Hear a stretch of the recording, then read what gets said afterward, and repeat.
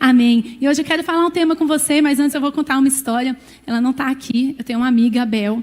E esses dias ela estava saindo do... Esses dias não, já tem um tempinho.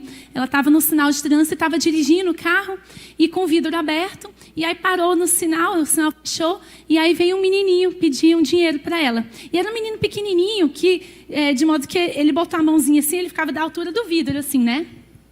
Aí ele chegou, encostou no vidro dela e falou assim: oi, tia, dá uma moedinha? Aí ela: ô, meu bem, tem moedinha não. E ele: e beijinho na boca? Aí ela: meu Deus, não tem beijinho na boca também não. E a gente riu muito dessa situação, porque que pedido inusitado, né? Situações inusitadas nos causam estranheza. Esses dias um amigo do Alex, nesses dias também não, quando ele era universitário, tem muito tempo, ele estava na universidade e na hora que os alunos andando no intervalo, aquele tanto de gente, chegou um menino próximo, ele já levantou a mão, e aí? Aí chegou, aí o cara estendeu a mão, ele estendeu, aí ele apertou na mão e falou: cara, não era você não, mas quando eu percebi que não era, estava longe demais, estava perto demais para desistir. Prazer, eu sou fulano. Então são situações inusitadas, nos causam estranheza, causam humor também. E eu quero falar hoje uma coisa inusitada para você. Nós temos falado nos últimos dias sobre guerra. Nós temos falado sobre a importância da igreja se posicionar nesse tempo como uma igreja guerreira, como uma igreja valente, uma igreja posicionada. Temos falado sobre a importância de você, pai, mãe, marido, esposa, filho, jovem, adolescente, se posicionar nas suas convicções e lutar por aquilo que nós acreditamos, lutar pela palavra de Deus, porque se não fizermos isso agora, vai ser tarde demais. Essa semana sofremos mais uma derrota no judiciário. E temos muitas coisas acontecendo. E aquilo que aparentemente há um tempo atrás, uma década atrás, a gente não se importava, a gente tem se importado como nunca, porque nós entendemos que é espiritual, não é verdade? E eu quero falar com você que dentro desse clima de guerra, e dentro dessa preparação, desse enfrentamento que nós estamos lutando, eu quero trazer para você uma arma que talvez seja inusitada, mas talvez seja a nossa maior arma de guerra. E essa arma é o amor. Amém? E eu quero, talvez, hoje a gente precisa consertar um pouco a nossa concepção bíblica de amor. Quando eu falo amor, já vem cor-de-rosa na sua cabeça. Quando eu falo amor, como o pastor Ibe pregou na semana passada, a gente lembra do movimento hippie, e os caras falavam assim: faça amor, não faça guerra. Quando eu vejo essa frase, eu penso assim: eu conto ou vocês contam? Que o amor é a nossa maior arma de guerra. Então, para isso, nós vamos entender hoje qual é a concepção bíblica de amor, que talvez seja um pouco diferente do que você pensa.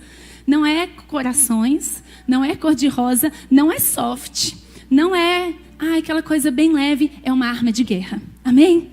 Repete-me e fala: o amor é uma arma de guerra. Então, a gente precisa consertar a nossa concepção sobre o amor. E isso é muito importante, a gente precisa definir o que é amor. Há uma década atrás, 10 anos atrás, saiu uma pesquisa no âmbito cristão nos Estados Unidos, em que 67% dos jovens cristãos, estou falando do jovem que frequenta a igreja, eu não estou falando do jovem que não tem um relacionamento com Jesus, o jovem que vem à igreja, americano. 67% desses jovens responderam a pesquisa falando o seguinte: que não via problema de um casal que não fosse casado ter relações sexuais desde que eles se amassem. Aí eu falei assim: bom, primeiro, qual é a Bíblia que esses meninos estão lendo? Segundo, o que eles entendem sobre o amor? Porque dentro da concepção bíblica de amor, não combina, é totalmente incompatível essa declaração com a definição que eu vou hoje trazer para vocês. Então, a gente precisa saber definir o que é o amor. Porque se eu não definir o que é o amor, se a igreja não definir para a próxima geração ou para nós mesmos, alguém vai definir. E provavelmente o mundo vai definir. Como é que o mundo define amor? Quando tem um casal fazendo uma cena sexual, o que fala? Que eles estão fazendo o quê? Amor, né? Mas não é isso. Vamos entender o que é o amor? Primeiro vamos falar aqui que não é amor. Não, Ana, eu acho que amor é um sentimento. Não é um sentimento. Sabe por quê? Porque a Bíblia fala lá em Mateus, no capítulo 22, né, Jesus repete, ele fala assim: olha, mestre, qual é o maior mandamento da lei? Jesus respondeu: ame o Senhor seu Deus de todo o coração, de toda a sua alma e de todo o entendimento. Esse é o primeiro e maior mandamento. E o segundo é semelhante a ele: ame o seu próximo como a si mesmo. Fala comigo: a si mesmo. É só para você guardar. Então a gente vê Jesus aqui, né? E a palavra de Deus falando assim, olha, ame o seu próximo, ame o Senhor. Querido, sabe por que amor não é sentimento? Porque não tem como a gente comandar um sentimento para nascer ou deixar de existir. E Jesus não faria isso com a gente. Ame, faça brotar um sentimento dentro de você. Amor não é sentimento. Eu posso, inclusive, amar alguém que eu não gosto. Amor não é sentimento. Ah, então eu já sei. Amor é ação. Amor, né? Porque Deus amou o mundo de tal maneira que Ele deu o seu Filho. Ok. Mas como é que é o versículo? Porque Deus amou, Ele deu. O doar, a ação de doar, é uma consequência do amor. Então, é uma demonstração. Ações demonstram amor? Sim, ações demonstram amor. Mas quais ações são amor e quais não são? Você concorda comigo que ainda fica meio vago essa definição de amor? Ok, então não é. Ah, eu já sei então, Anne. Lá em 1 Coríntios 13, diz o que é o amor. Lá fala assim, no versículo 4, o amor é paciente, bondoso, o amor não se ira, o amor não sente ciúmes. Não é definição de amor. São características do amor. O amor verdadeiro, ele não vai se irar, o amor, ele não vai arder em ciúmes, o amor vai ser bondoso, vai ser generoso, mas ainda não é definição de amor. E onde que está a definição de amor? Se você estiver comigo, abre a sua Bíblia em Efésios capítulo 5, ou você pode acompanhar aqui. Hoje eu tenho muitas referências bíblicas, e a gente vai fazer um passeio maluco aqui na Bíblia, lá na frente, atrás, mas a gente vai costurar tudo para a honra e glória do Senhor. Posso ouvir um amém? Então, você pode acompanhar comigo lá em Efésios, no capítulo 5. Aqui há uma narrativa, há uma explicação comparando o relacionamento de Deus com a igreja, com o relacionamento entre marido e mulher. Então, ele fala assim, olha, da mesma forma, ele fala assim, olha, mulheres se sujeitem aos seus maridos, assim como a igreja deve se sujeitar ao Senhor. Maridos, deem as suas vidas pelas suas esposas, como Jesus deu pela igreja. Então, ele vai construindo essa relação para dizer que o relacionamento ali de um casamento parece com uma relação de amor de Deus com a sua igreja. E aí, ali no versículo 28, fala bem assim, o homem deve amar a sua esposa assim como ama o seu próprio corpo. Fala comigo, o seu próprio corpo. Parece com Mateus 22, quando ele fala para a gente amar o próximo como a gente ama a nós mesmos? Parece, né? Você vê que a Bíblia ela vai concordando com ela mesmo, que quando a gente vai analisando sistematicamente, a gente vai vendo que as pecinhas vão se encaixando. Então, fica aqui comigo. Ama o seu próprio corpo. O homem que ama a sua esposa, ama a si mesmo. Quantas esposas gostam dessa frase? Fala amém. Então, quando você ama a sua esposa, você está se amando. Olha que coisa maravilhosa. Porque é assim que Jesus faz com a sua igreja. Aí continua o versículo 29 de Efésios. Porque ninguém, presta muita atenção aqui, porque ninguém odeia o próprio corpo. Pelo contrário.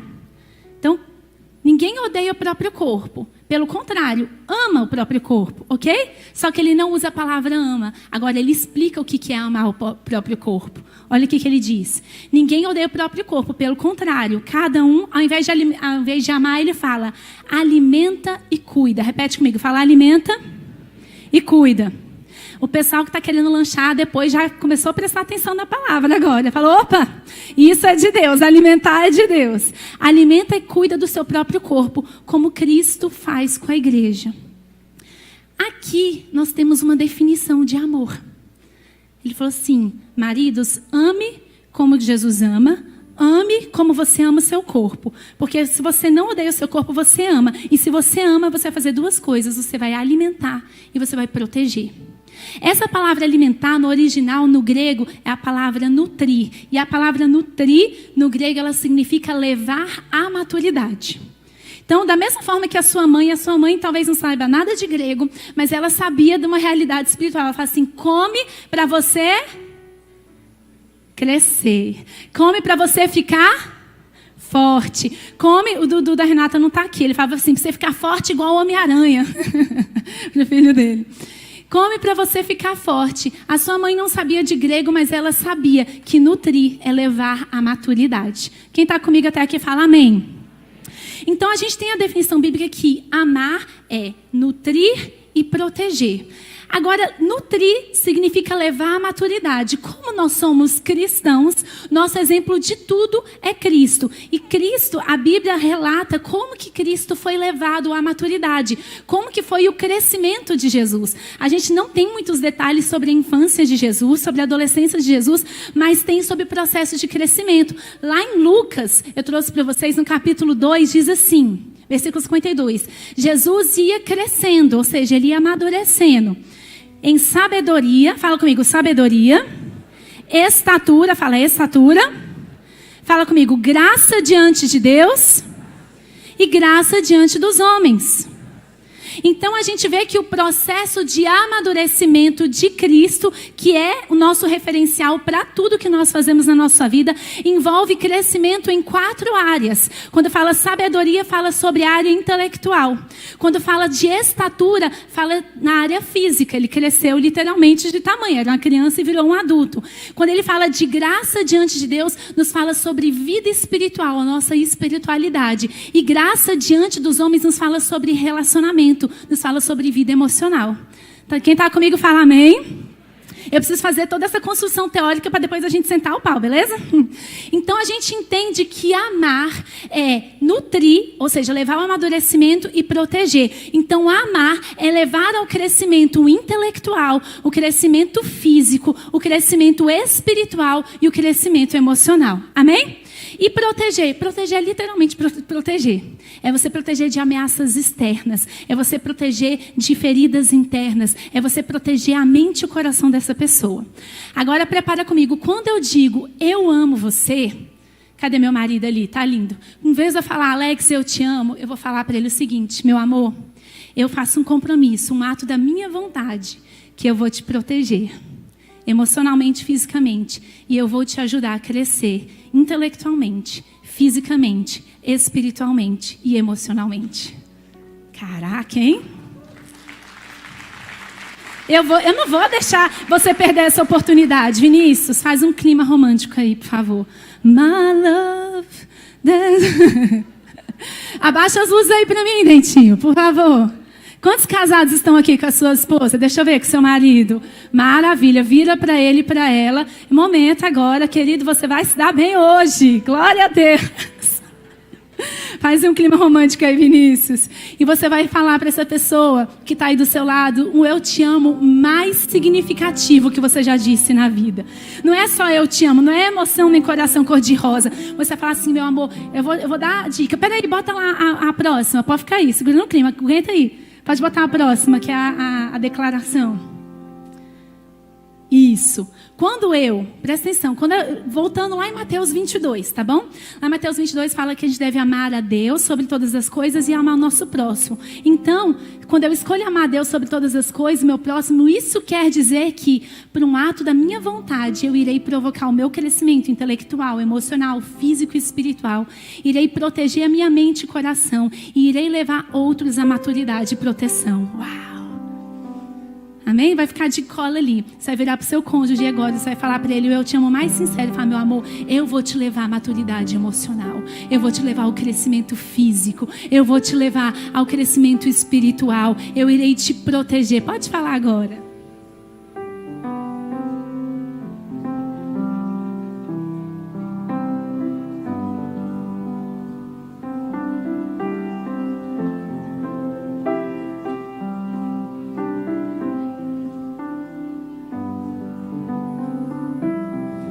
Tô vendo até uns beijinhos, que isso, hein? Pode acender a luz, Dentinho, misericórdia. Amém. Quantos estão com seus filhos perto de você? Eu sei que as crianças estão na salinha hoje, mas tem alguém que está com filho já perto de você aí, que está do lado? Ótimo. Fala para o seu filho agora, fala, filho, filha, papai, mamãe, nós vamos fazer você crescer espiritualmente, emocionalmente. Eu vou te proteger, eu vou te guardar, eu vou prover para você. Você vai crescer, você vai ser próspero. Fala, deixa o amor de Deus transbordar nesse lugar. Estou arrepiando todinho aqui, ó. Isso é de Deus.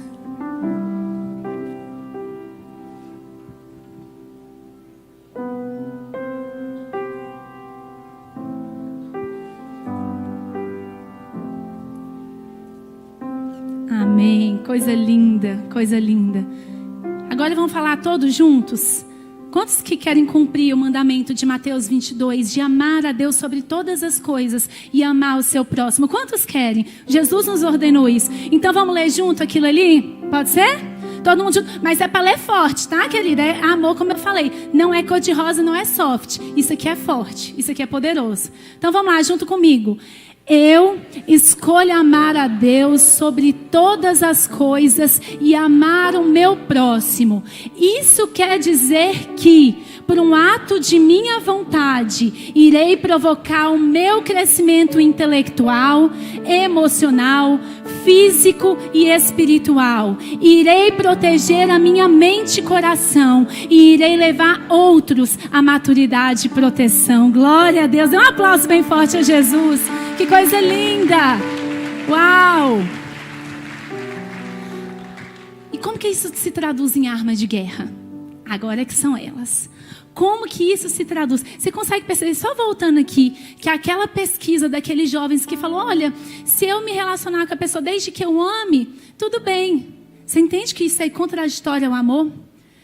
Tem uma pesquisa também americana que diz que adolescentes sexualmente ativos, as meninas são 300% mais propensas ao suicídio. E os meninos, 700%. 700%. A Universidade de Colômbia, nos Estados Unidos, fez uma pesquisa e concluiu que adolescentes sexualmente ativos são mais propensos ao uso de drogas. Isso não é pesquisa de igreja. É uma universidade americana muito conceituada. O Instituto de Saúde Sexual americano, ele concluiu, não é pesquisa de igreja, ele concluiu que os níveis de depressão e problemas de autoestima são proporcionais, né? Quanto mais depressão e mais problemas de autoestima, é proporcional ao número de parceiros que aquela pessoa teve na vida. Aí você fala, desde que eu amo essa pessoa, tudo bem eu me envolver sexualmente com ela sem ter um compromisso dentro do casamento. Isso é amor? Isso leva essa pessoa a ficar emocionalmente protegida? Isso leva essa pessoa a ficar espiritualmente protegida? Isso causa crescimento intelectual nela? Isso não causa. Tá vendo como é? Então nunca mais você vai deixar alguém falar uma besteira dessa perto de você. A pessoa fala, não, amor é amor. Fala, amor é amor nada. Amor é uma vírgula. Você sabe o que significa amor? Eu sei. E eu posso provar. Amém? Estão entendendo, queridos? A gente pode ficar ouvindo essas besteiras, essas baboseiras que o povo fala por aí. Amor é amor. Não é amor nada. Você está expondo a pessoa. Você está expondo ela emocionalmente. Está expondo ela espiritualmente. Está expondo a saúde dela. Está expondo o emocional dela. E isso não é amor. Amém? E como que a gente pode fazer, então, para usar o amor e colocar isso em prática? Vamos lá. Como colocar em prática? Primeiro, a parte da nutrição, a parte do levar à maturidade. Nós vamos pegar o exemplo de Jesus, como nós falamos, intelectual, querido. Nós precisamos amadurecer intelectualmente. Fala comigo, amém. Nós precisamos estudar, amém? A gente tem YouTube, a gente tem Instagram, a gente tem tanto material, a gente tem livros, a gente tem tradutor. Você não precisa nem saber outra língua, você bota lá, clica no negocinho, traduz tudo. Nós precisamos buscar conhecimento de fontes boas. Nós precisamos nutrir, principalmente agora eu quero falar para pais aqui. Hoje eu trouxe dica de literatura para vocês também, vou ajudar. Falei que ia ser prático, vai ser prático. Nós precisamos levar a nutrição, sabe por quê? Nutrir intelectualmente, sabe por quê? Porque essa informação, ela vai dar segurança. E essa informação, ela vai fazer o efeito da ancoragem. Nós comentamos aqui recentemente. O que é o efeito da ancoragem? Ancoragem é o efeito que acontece quando uma pessoa ela recebe a informação pela primeira vez. Aquela informação que ela recebe vai servir de base para ela comparar com todas as outras informações que ela receber e vai ser parâmetro para a tomada de decisão. Como é que eles usam a lei da ancoragem no comércio? Eles botam lá um tênis na entrada da loja. O tênis está R$500. Você bota lá na loja, você vê aquele tênis, você vai continuar andando na loja, um pouco mais para dentro lá na loja, tem o mesmo tênis ou um tênis muito parecido, similar, que está R$450. O que você fala? Tá barato. Ou então bota metade do preço, está barato. Por que você acha que esse está barato? Porque você viu o primeiro. E o primeiro estava caro. Agora você não sabe qual que é o valor real daquele tênis, se é o mais barato ou se é o mais caro. Mas porque a informação mais cara foi colocada para você primeiro, você tem ela como verdadeira e você usa ela como parâmetro. Tá entendendo? Você vai escolher um apartamento, você vai escolher uma casa. O primeiro apartamento que você olhou, vai servir de base para você comparar com todos os outros que você olhar a partir dali.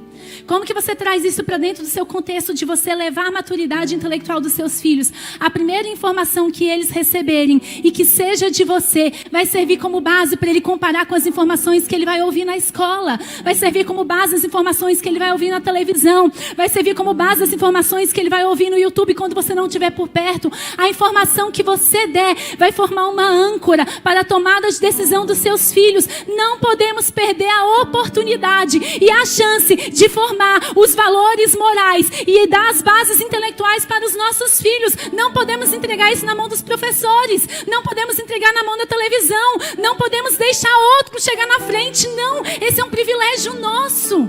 Amém? Sabe por quê, queridos? Infelizmente, o tsunami está vindo. O tsunami moral está vindo, chegou. Infelizmente, a gente está apanhando. A gente está apanhando na guerra cultural. Mas estamos perdendo mesmo. Muito sinceramente, não tem como criar os seus filhos numa bolha. Mas tem como preparar eles para tomar a decisão certa na hora que chegar. Há muito tempo atrás, eu era criança, pré-adolescente. Naquela época, a gente não tinha redes sociais, mas nós tínhamos internet de escada. Fez até o barulhinho na sua cabeça. E a gente tinha salas de bate-papo da América Online. Quem lembra disso? E era uma loucura aquilo. Entrava lá, sala de Brasília, e um monte de gente entrava. E eu lembro, um dia nós estávamos fazendo um trabalho de escola. E minhas colegas, eu tinha, deixa eu pensar, lembrar aqui, uns 12 anos, eu acho. Eu tinha uns 12 anos. E a gente estava lá, e aí entramos, pesquisamos lá no KD, não era o Google na época, era o KD. Só a galera mais antiga vai saber. Estão tudo me olhando envergonhado. Estamos juntos, querida, é isso aí. Maturidade, amém? E aí, entramos lá, aí depois que terminamos, vamos entrar numa sala de bate-papo para conversar? Vamos. Entramos, aí começamos a conversar com uma pessoa que a gente nem sabia. De repente, uma das colegas deu uma ideia. Vamos falar de sexo com essa pessoa. Aí, a todas as meninas lá, nós éramos 5. Imediatamente, eu falei, não. Tá doida? Não. E elas estavam na minha casa, ainda por cima. A casa é minha, o computador é meu, a gente não vai fazer isso. Tá entendendo? Você não vai estar com seu filho o tempo todo. Você não vai estar olhando o celular dele o tempo todo. Você pode colocar todos os filtros de pai. Você não vai estar lá no dia que chegar. Mas no dia que chegar a proposta, no dia que chegar a oportunidade, ele tem que saber como responder, porque você ensinou primeiro. Eu não titubeei. A menina falou, vamos fazer isso. Eu falei, não. Quando o seu filho chegar, vamos ver esse site? Não. Você é boiola? Não. Mas eu tenho meus valores e a minha opinião. Não é não. Amém?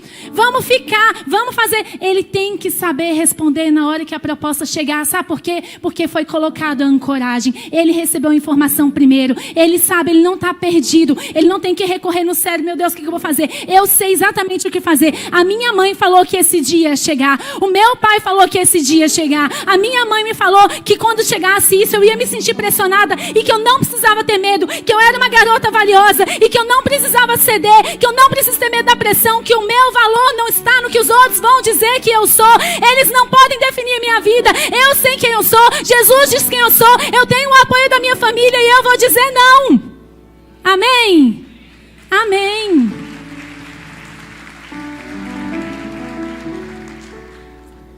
Deixa eu te fazer 4 dicas de leitura aqui, todas do mesmo autor, porque eu sou fã mesmo. Conseguiu pegar as fotos do livro que eu mandei?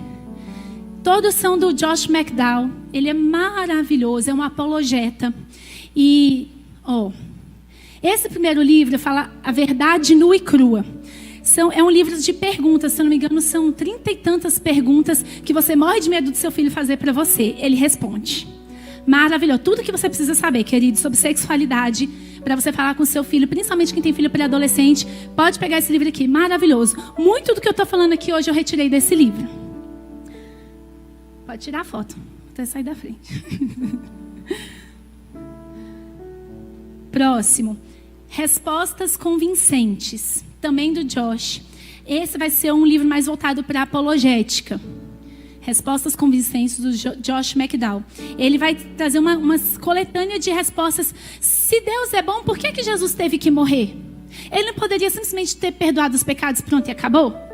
Entendeu? E ele vai respondendo essas perguntas, vai trazendo evidências da ressurreição de Jesus. É um livro muito útil de você ter em casa, de você conhecer. Para quê? Efeito ancoragem. Amém? Efeito ancoragem. Próximo, Mais que um Carpinteiro. Esse é um clássico, mais de 50 milhões de cópias vendidas no mundo. Esse vai falar sobre a confiabilidade histórica da Bíblia. Uai, mas a Bíblia foi escrita por homens, mas não sei o que, não sei o que. Tudo vai estar aqui, ó. E principalmente sobre morte e ressurreição de Jesus. Esse livro é maravilhoso. E Verdade Incontestável, do mesmo autor também. São 12 temas que são verdades absolutas, base da nossa fé, base do cristianismo. A gente vai falar sobre a importância da igreja, inclusive o nosso seminário de apologética, que a gente vai falar sobre, já está marcado em março. Nós vamos fazer um novo seminário de apologética para te ajudar, né, a falar sobre a existência de Deus, confiabilidade da Bíblia, morte e ressurreição de Jesus, tá bom? Esse aí também maravilhoso. Precisa ter em casa. Vamos lá. Então, isso eu falei do intelectual. Vamos falar do físico. Eu não vou entrar muito em detalhe aqui, porque daria mais uma pregação só sobre isso. Mas, basicamente, coma bem e se exercite. Posso ouvir um amém? Ministra na vida que está do seu lado. Fala assim, coma bem e se exercite. Amém, queridos? A gente acabou de sair de uma pandemia. A gente viu que as pessoas que tinham uma saúde mais em dia se saíram muito melhor do que aquelas que tinham comorbidades. E muitas comorbidades podem ser combatidas, podem ser revertidas com um estilo de vida saudável. Ah, mas eu conheço um atleta que morreu. Sim, gente. Muita gente morreu. Mas a gente está falando de maioria. A gente está falando de dados estatísticos. Você precisa estar bem para Deus. Você precisa estar bem para o seu cônjuge. Você precisa estar bem para os seus filhos. Você precisa estar bem para você. Amém? Às vezes tem gente que vem conversar comigo, fazer aconselhamento. Tem hora que fala assim, filha, se você tivesse saído e feito uma caminhada de 40 minutos, nem precisava vir conversar comigo, você já ia se sentir melhor. Porque tem coisa que é física, amém? Não é espiritual, ai, estou meio para baixo. Bota umas endorfinas aí nesse corpo para ver se você não fica melhor. Amém? Coma bem e faça exercício. Emocional, lide com as suas bagagens. Deixa eu falar, lá em Jeremias 17:9 fala assim, enganoso é o coração, mais que todas as coisas, e desesperadamente corrupto, quem o conhecerá? Deixa eu falar uma coisa que eu aprendi para minha vida, sobre saúde emocional, inteligência emocional, posso falar? Eu aprendi a não confiar em mim. E aí eu tenho minha consciência fora do corpo, que é o Alex. Às vezes eu recebo uma mensagem de WhatsApp, aí eu...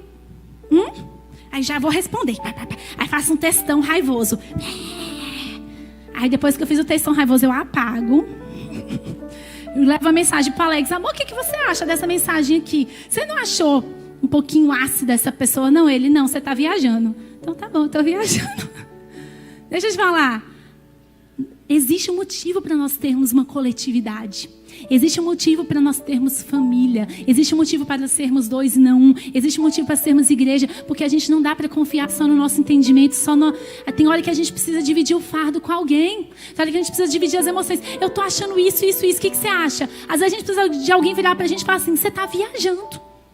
Ah, eu achei que fulano foi grosso. Foi não, é o jeito da pessoa. Para, menos. Ah, eu achei que todo mundo virou a cara para mim. Ninguém nem te viu, filho. Menos. E às vezes nós temos bagagens sérias e pesadas, e dores, e traumas, e angústias, e coisas que estão acabando com a gente está entrando em depressão, e você está passando por isso tudo sozinho. Você não precisa. Divida a sua bagagem, lide com as suas bagagens, não carrega isso não, amém? Sai de relacionamento tóxico em nome de Jesus. Você que é solteiro, tá namorando com um cara que não te valoriza, o cara que dá o perdido, sai fora. Amém? Você que é menino, que está solteiro, está lidando com uma namorada que não te respeita, que te expõe, que te envergonha, sai fora, isso é tóxico. Namoro que você só chora, ai, que isso aqui, tá o tempo todo brigando, o tempo todo conversando nos cantinhos, discutindo, para. Imagina como vai ser quando casar, sai fora. Namoro não é para ser salvo, o que é para ser salvo é casamento.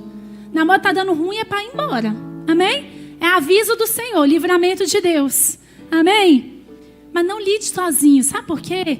Porque a palavra fala, o seu coração é enganoso. Vai ter dia que você vai ter certeza que a pessoa fez com a intenção de te magoar. Porque fulano me odeia. Seu coração é enganoso. Pode não ser nada disso que você está achando. Você precisa dividir com alguém. Segredo de saúde emocional. Fala comigo, amém. Amém. Vamos agora para proteger. Então, eu falei de nutrir nas 4 áreas. Dicas práticas aqui. Agora nós vamos falar sobre proteção.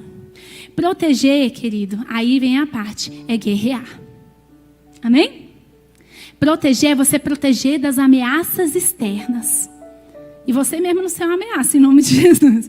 É você proteger do outro. Anne, eu tenho que proteger da internet? Sim. Eu tenho que proteger de pessoas tóxicas e ruins? Sim. Eu tenho que proteger de pessoas mal intencionadas, abusadores? Sim. Eu tenho que proteger o que meus filhos vão assistir. Eu tenho que proteger os meus olhos da minha esposa sobre redes sociais, grupos e amizades. Sim, isso tudo. Mas eu quero falar algo muito importante aqui, que a igreja precisa estar mais atenta do que nunca. O inimigo das nossas almas, antes dessas coisas todas, é o diabo. Ele tem nome. Fala comigo, o diabo. Aí tem gente que fala, misericórdia. Não, a gente tem que saber. Como é que você vai se proteger de um inimigo que você não sabe o que é? Se você não sabe de onde ele está vindo, se você não sabe o que ele pode fazer, o que ele não pode fazer, a gente precisa conhecer o nosso inimigo. A gente precisa conhecer o mundo espiritual. A gente precisa conhecer as nossas armas de guerra. Amém? Então a gente precisa saber aqui quem é o nosso inimigo. Eu vou te falar para você quem é o nosso inimigo. Em Efésios 6, no versículo 10 ao 12, fala: finalmente fortaleça no Senhor o seu poder, vista a armadura de Deus. 12. Pois a nossa luta não é contra pessoas.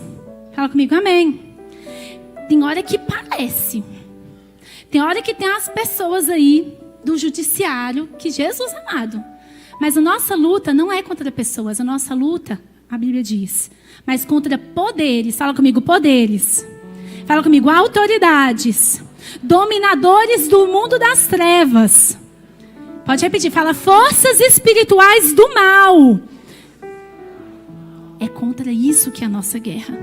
É contra o diabo.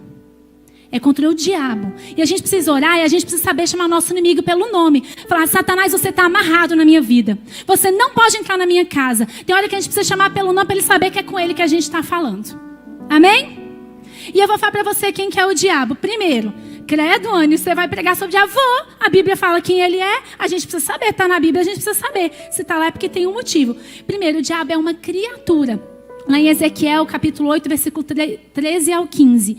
Isso quer dizer que ele é criado. Se ele foi criado, que ele era um anjo de luz que caiu, isso quer dizer que se ele foi criado por alguém mais poderoso que ele se sujeita a quem o criou. Amém? Isso quer dizer que ele não é todo poderoso. Fala comigo, amém. Isso quer dizer que ele não é onisciente. Ele não sabe de todas as coisas. Amém. Isso quer dizer que ele não sabe o que está passando na sua mente. Isso quer dizer que ele às vezes vai lançar mentiras e acusações para fazer você duvidar do que Deus fez na sua vida, para colocar medo no seu coração, para trazer mentiras e acusações e te deixar ansioso. Mas deixa eu te falar, ele só vai saber se você acreditou na mentira dele, se você reagir de acordo com a mentira dele. Se quando entrar um pensamento ruim na sua cabeça, quando entrar um pensamento de desespero, de pânico, de temor e acusação, você repreender com a palavra de Deus, falar assim, é mentira, eu sou mais que vitorioso em Cristo Jesus, os meus pecados foram apagados e maior é aquele que está em mim do que aquele que está no mundo, e eu tenho poder para pisar em serpentes e escorpiões e nada me causará dano. Sabe o que acontece? A Bíblia diz que resistam ao diabo e ele fugirá de vós.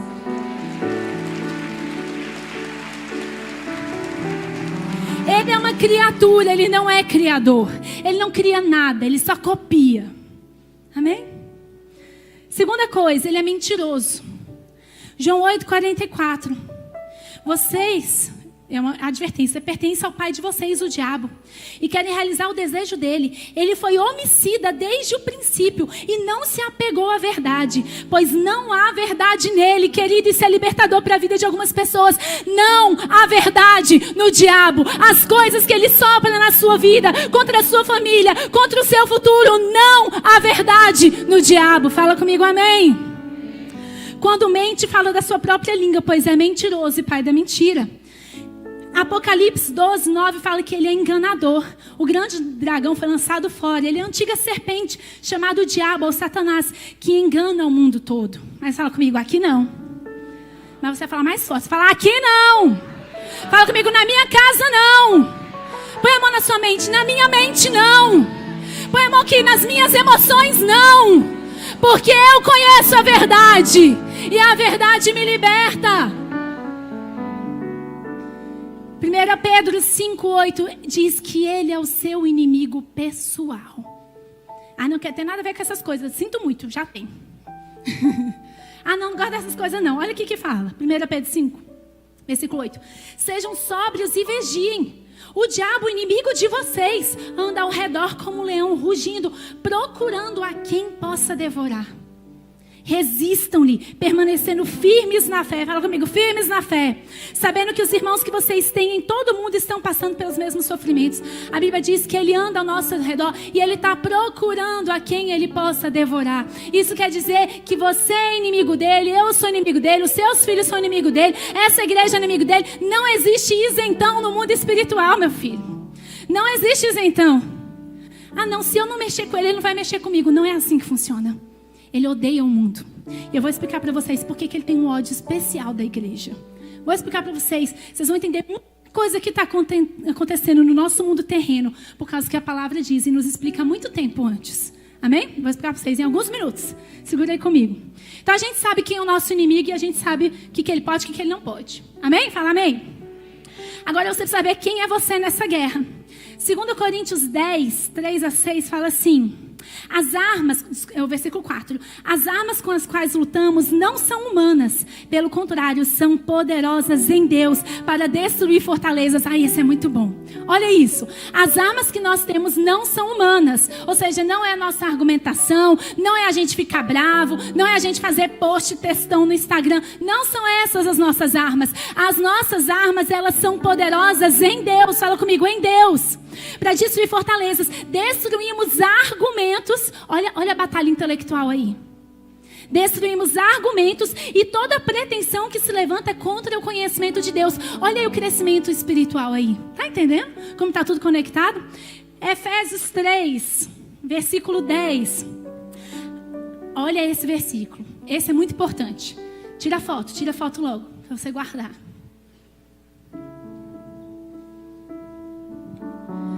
A intenção dessa graça era que agora, mediante a igreja, fala comigo, a igreja, bate no meio e fala assim, nós, a multiforme sabedoria de Deus se tornasse conhecida dos poderes e autoridades nas regiões celestiais, de acordo com o seu eterno plano que Ele realizou em Cristo Jesus, o nosso Senhor, por intermédio de quem temos livre acesso a Deus e confiança pela fé nele. Presta atenção.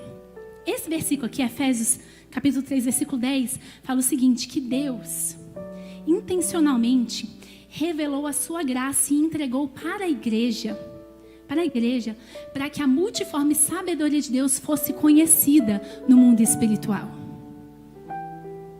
Por que o diabo odeia tanto a igreja? Por que a igreja, todas as vezes que nós temos um governo, que nós temos pessoas que são ligadas às trevas, começam a perseguir a igreja? Por quê? Porque a igreja é um lembrete que Deus escolheu a igreja para manifestar a sua multiforme sabedoria e revelar nas regiões espirituais. Isso quer dizer que quando o diabo e os demônios passam por aqui perto do núcleo da fé, passam por aquela pista, passam voando, rastejando, sei lá o que eles fazem, e eles olham para a igreja e eles falam assim, tá ali o lembrete que eu não posso todas as coisas, tá ali o lembrete que existe uma multiforme sabedoria que criou todas as coisas, que eu tenho que me ajoelhar diante dela. Tá ali o lembrete que eu não posso dominar esse mundo completamente. Tá ali o lembrete do meu futuro que é no lago de fogo. Tá ali o lembrete que eu não posso todas as coisas, mas é Deus que pode. Quando o diabo olha para a igreja, ele lembra que ele é finito, que ele é limitado, e nós estamos aqui muitas vezes não entendemos essa verdade. É por isso que ele nos odeia. Se for para Jesus, pode ser bem forte, pode ter barulho, pode ter um grito de vitória. Hoje Nesse dia, nós reunidos aqui, somos uma bandeira erguida no mundo espiritual, dizendo: Satanás, você não pode dominar sobre essa cidade, porque aqui a multiforme sabedoria de Deus se revela. Satanás, hoje de norte a sul nesse país, a igreja está reunida e são bandeiras erguidas no mundo espiritual falando: você pode ganhar algumas batalhas, mas a igreja vai ganhar a guerra.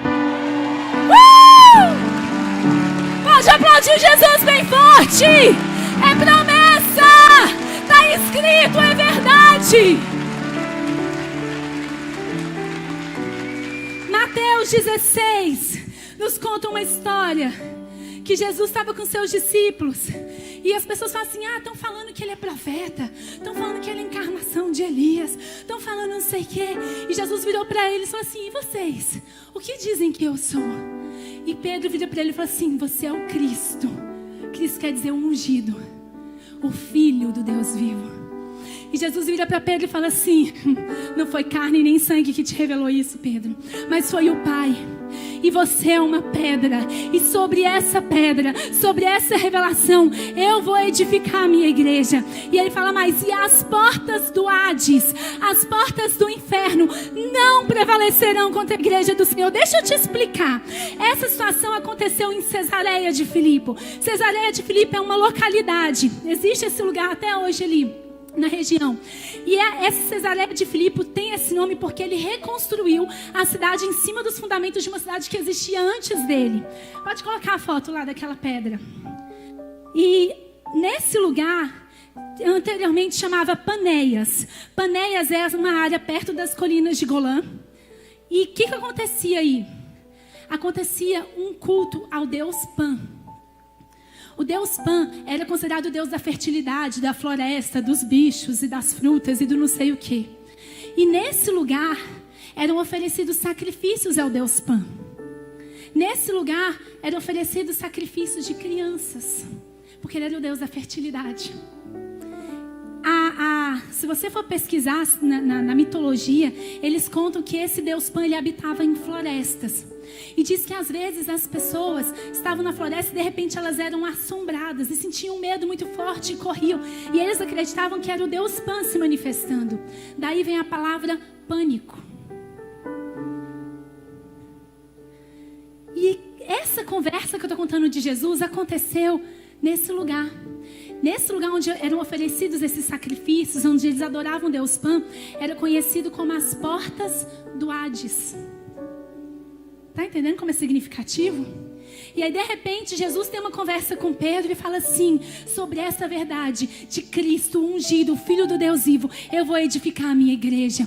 E as portas desse lugar que teve sacrifício de crianças, a porta desse lugar de um Deus que é tido como Deus responsável pela fertilidade, as frutas, as plantas, a porta desse lugar de um Deus que traz pânico para as pessoas, as portas desse lugar não prevalecerão contra a igreja que eu estou construindo e edificando sobre a rocha. Você entende como isso é poderoso?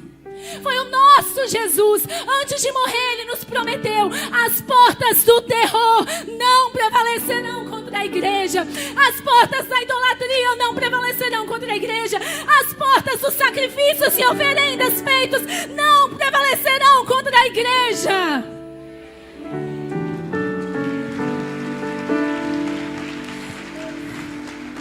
E ele venceu, amém? O engraçado fala assim: e ele venceu. Colossenses 2,15 fala assim: tendo despojado poderes e autoridades, fez deles, lembra os poderes e autoridades, que é a nossa guerra, que a gente leu lá em Efésios?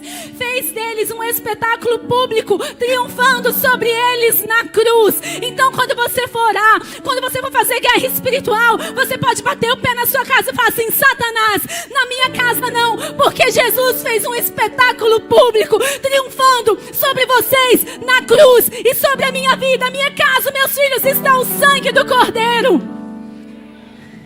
Hebreus 2,14, portanto, visto que os filhos são pessoas de carne e sangue. Quem é de carne e sangue aqui? Fala eu.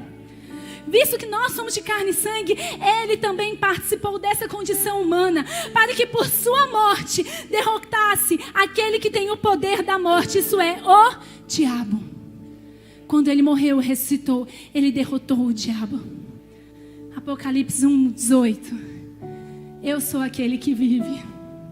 Estive morto, mas agora estou vivo para todo sempre e tenho as chaves da morte e do Hades. Ele conquistou a chave e lembra que ele nos entregou essa chave? Lembra que ele nos entregou essa autoridade? Nós podemos entrar nessa guerra de peito aberto e confiança e entrar por um novo e vivo caminho, porque Ele venceu como homem, Ele venceu como Deus, Ele ressuscitou, vive para sempre e Ele tem nas mãos a chave. Não há mais condenação para quem está em Cristo Jesus. Por isso que a gente pode cantar: o inferno perdeu mais um, livre sou, livre sou, livre. Você pode dizer: o inferno perdeu mais um, livre sou, hey, livre sou, livre. Ele tem as chaves, o inferno perdeu mais um. A nossa família é livre, hey, livre sou. O inferno perdeu mais um, livre sou, livre sou. Amém. Ele venceu. Vou contar mais uma história, já acabou meu tempo. Vou contar mais uma história e vou falar o último ponto. Mas aí já acabou mesmo. A guerra espiritual. Carlos Anaconda é um evangelista argentino, muito usado por Deus. Esse livro é bom também. Chama Escute Aqui, Satanás. Carlos Anaconda. É chuva. Isso é porque Deus falou assim: ninguém vai em lugar nenhum, vai ficar todo mundo aqui, porque nós vamos vencer uma guerra aqui hoje. Entendeu? É o Senhor. Eu falei: eu vou acabar rápido. Começou a chover. O Senhor vai falar: vá não. Carlos Anaconda, pode anotar esse livro aí. Eu não trouxe não, mas pode anotar, ele é bom. Ele é bom para estimular a nossa fé. Chama Escute Aqui, Satanás. Carlos Anaconda. E ele conta de cruzadas que ele fazia na Argentina. E ele diz que certa vez, o que eles faziam? Eles iam para uma cidade, divulgavam as reuniões, iam em rádio, colocava propaganda, quando possível em televisão também. E eles pediam para que fosse retransmitido em algum meio de comunicação, uma rádio e tudo. E eles chegaram certa vez numa cidade e diz que as portas estavam fechadas.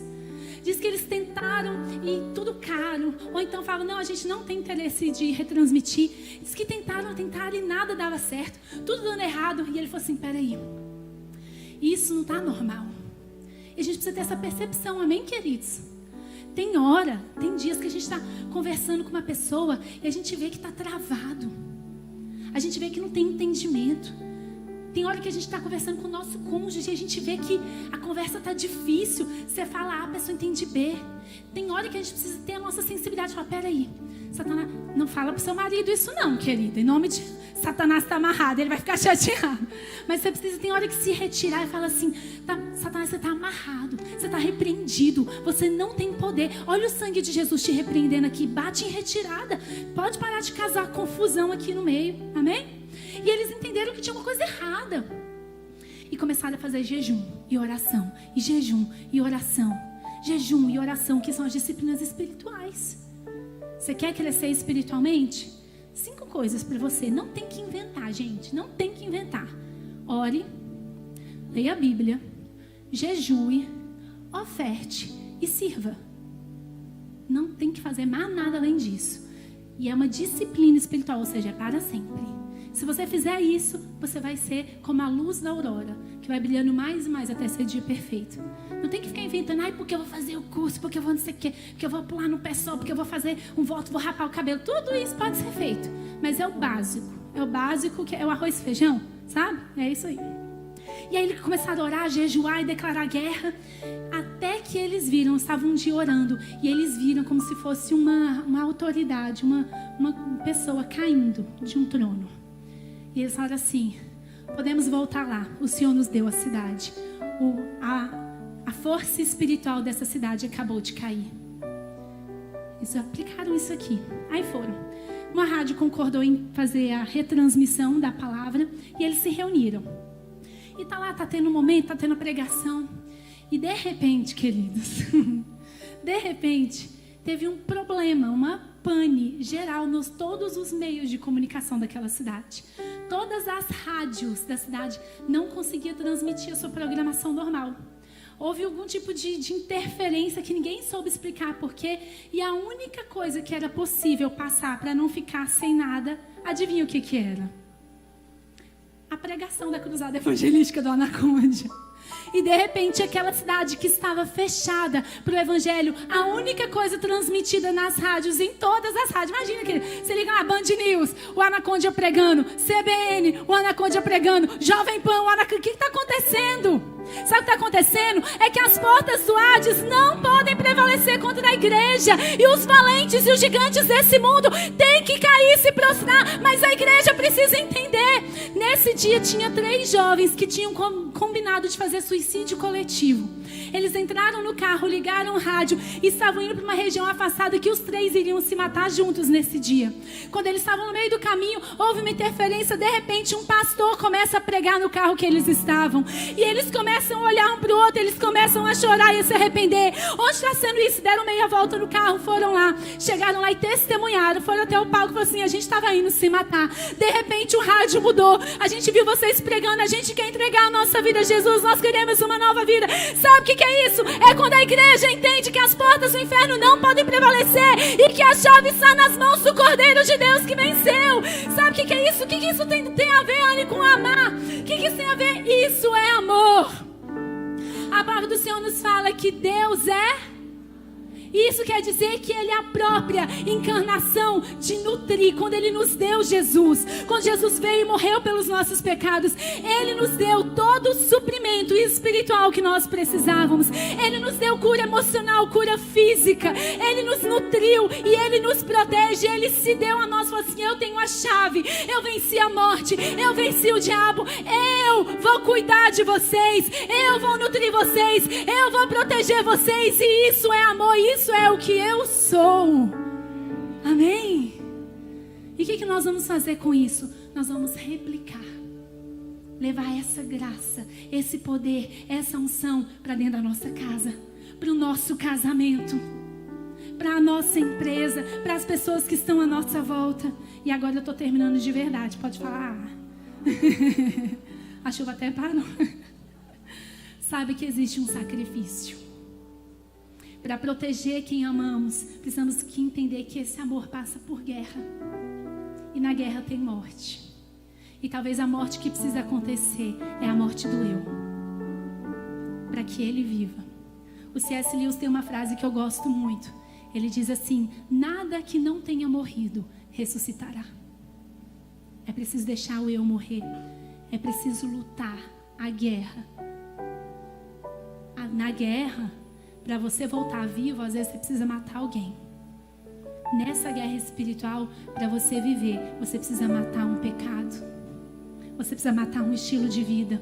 Você precisa matar a carne, precisa matar a preguiça, precisa matar a incredulidade, precisa matar um espírito crítico que fica relutando com tudo que é proposto. Precisa matar a preguiça, precisa matar a apatia, precisa matar o nosso conforto para abrir mão e fazer um jejum de vez em quando. Uma vez na semana. Não estou pregando aqui que tem que ser uma vez na semana, não. Mas, gente, vou ficar uma semana inteirinha sem matar minha carne. Eu estou dando muita moleza para ela, não é não? Nós precisamos deixar algumas coisas morrer para que nós possamos voltar vivos dessa guerra.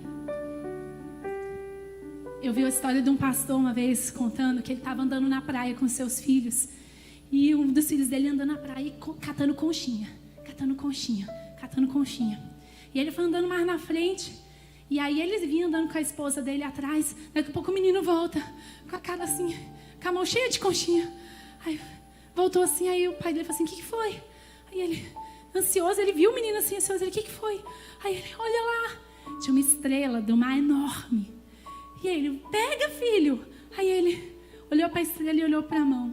Ele não conseguia pegar a estrela porque a mão dele estava cheia de conchinhas. Ele falou assim: para pegar a estrela, você precisa liberar essas outras coisas que você está carregando. Ela tem muito mais valor, ela é muito mais bonita, ela é o sonho. Tá entendendo? Talvez você entrou aqui hoje cheio de conchinhas, que você carregou fardos, talvez pecados de estimação, meu jeito, minha personalidade, o que eu acho, minha reputação. Larga isso tudo para pegar o prêmio. Larga isso tudo para voltar da guerra vivo. Larga isso tudo para prover e proteger para a sua família. Para nutrir a sua vida. Bota lá a declaração de novo. Nós vamos ler a última vez. Fica de pé comigo no seu lugar. Aquela lá, eu por minha...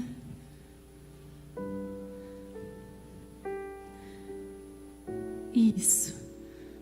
Nós vamos ler juntos isso aqui mais uma vez. Depois eu quero orar com você. Amém? Nós vamos orar nesse primeiro momento. Nós vamos dividir a nossa oração em 2 momentos. Primeiro nós vamos orar para largar as nossas conchinhas.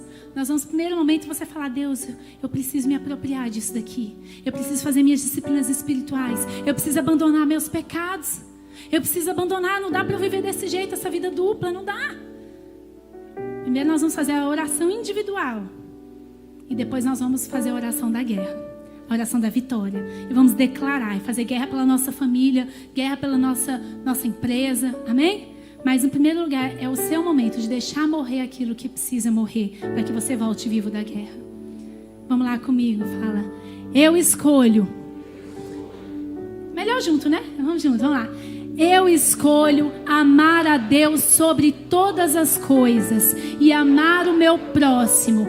Isso quer dizer que, por um ato de minha vontade, irei provocar o meu crescimento intelectual, emocional, físico e espiritual.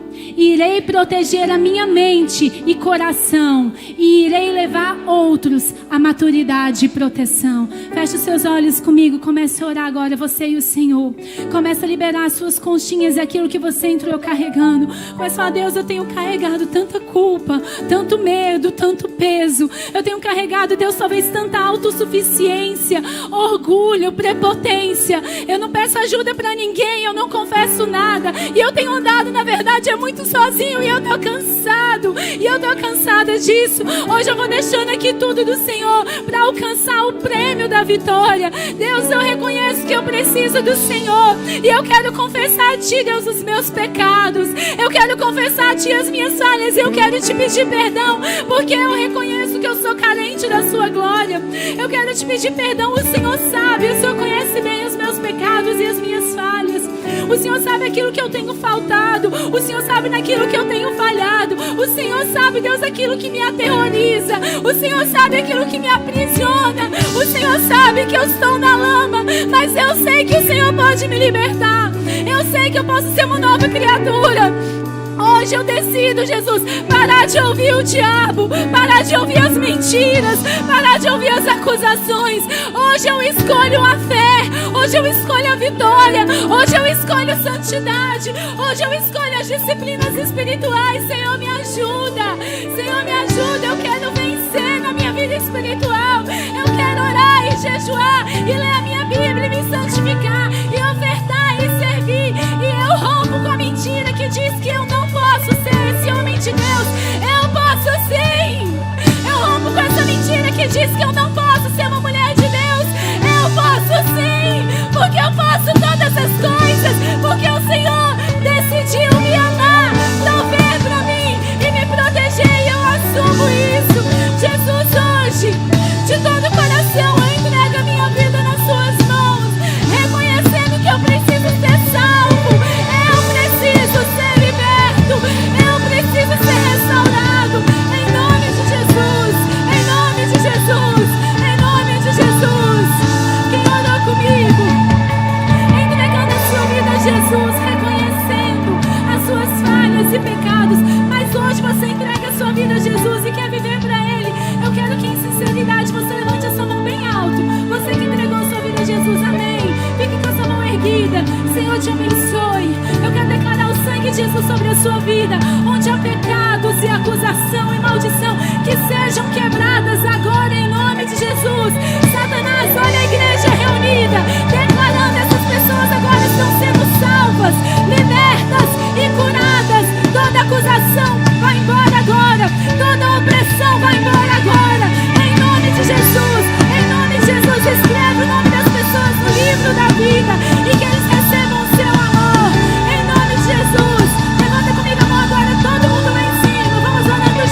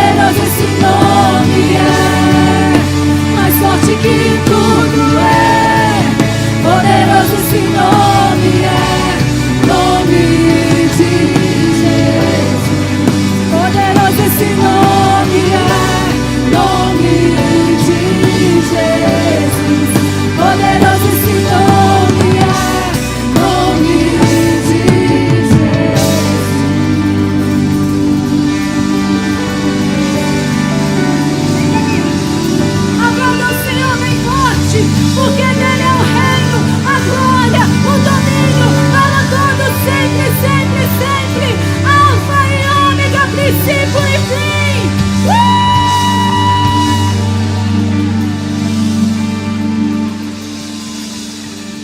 Glória a Deus.